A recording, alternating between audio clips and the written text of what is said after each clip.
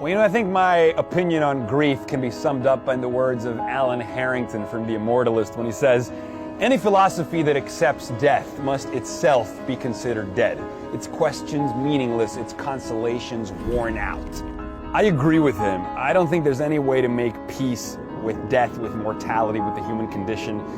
The fact that we can ponder the infinite cosmos, yet we're ultimately food for worms, I find heart-wrenchingly paralyzing, depressing, sad beyond all measurable limits. The idea that everything and everyone you love is going to be taken away from you is unacceptable to me.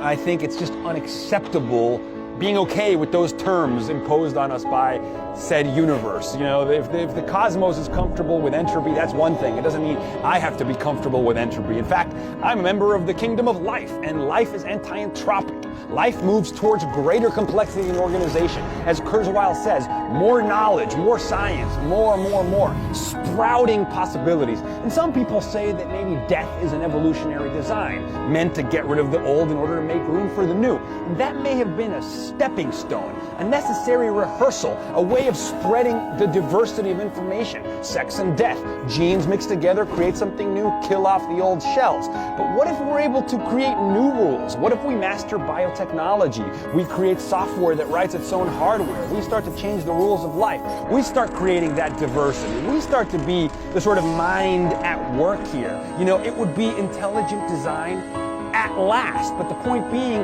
death would no longer be necessary. And we could create a world without loss and without those encounters with grief. And that may sound like a sort of manic fantasy of sorts, but I think that that's what mankind has always done through his art, is articulate his desire to be eternal, to be infinite. Even Manuel de Unamuno wrote, "Nothing is real that is not eternal."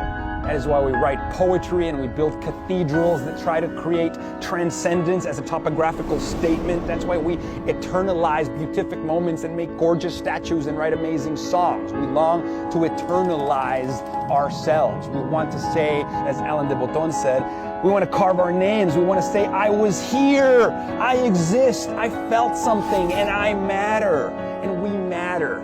And that's why death has become an imposition on the human race and is no longer acceptable, in my words.